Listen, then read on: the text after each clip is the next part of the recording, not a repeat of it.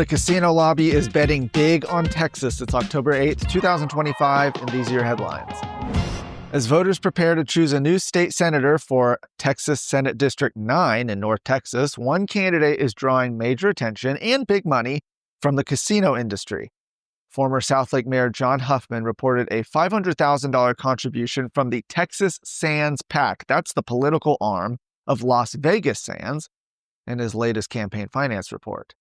The casino giant, backed by billionaire Miriam Adelson, now has more than $9 million in cash on hand and is funding major TV ad buys across North Texas for the campaign. Huffman says his position on gambling has been consistent. He says that Texans should decide the issue at the ballot box, but he says if voters approve expansion, it should be tightly regulated and limited to high-end destination resorts, not slot machines or gaming parlors on every corner.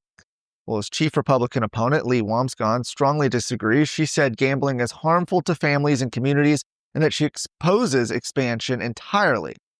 Wamsgauns also pushed back on Huffman's criticism of her past ties to gaming, saying she had no involvement in her husband's former investment in electronic pull tab machines in Virginia.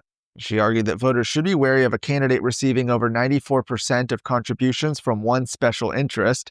The special election to replace former State Senator Kelly Hancock is set for November 4th. Early voting begins October 20th through the 31st.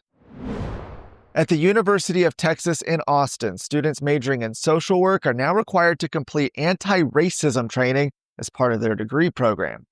The Steve Hicks School of Social Work offers a bachelor's degree that includes a class called Foundations of Social Justice.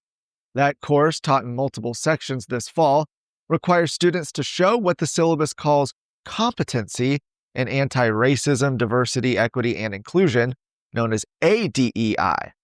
Now, that means demonstrating what's described as, quote, anti-racist and anti-oppressive practices at every level, from families and communities to research and policy. Students are graded on how well they meet that competency, from insufficient progress to advanced. They must also complete a social justice immersive activity where they observe groups facing what the course calls oppressive structural barriers. Examples include poverty, forced migration, or incarceration. Author James Lindsay has criticized these kinds of reflective exercises as political indoctrination, comparing them to techniques used in Maoist China. The Council on Social Work Education requires participating schools to train students to engage in anti-racism in practice. The university says it's now conducting a curriculum audit to ensure all courses comply with state law and system priorities.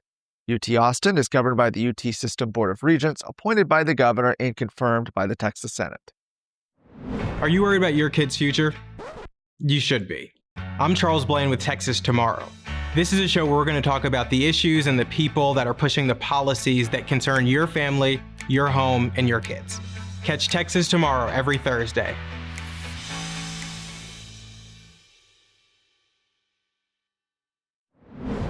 In New Braunfels, a middle school club called Alphabet Soup has been paused after questions arose over whether it violates Texas's new Parental Bill of Rights, known as Senate Bill 12.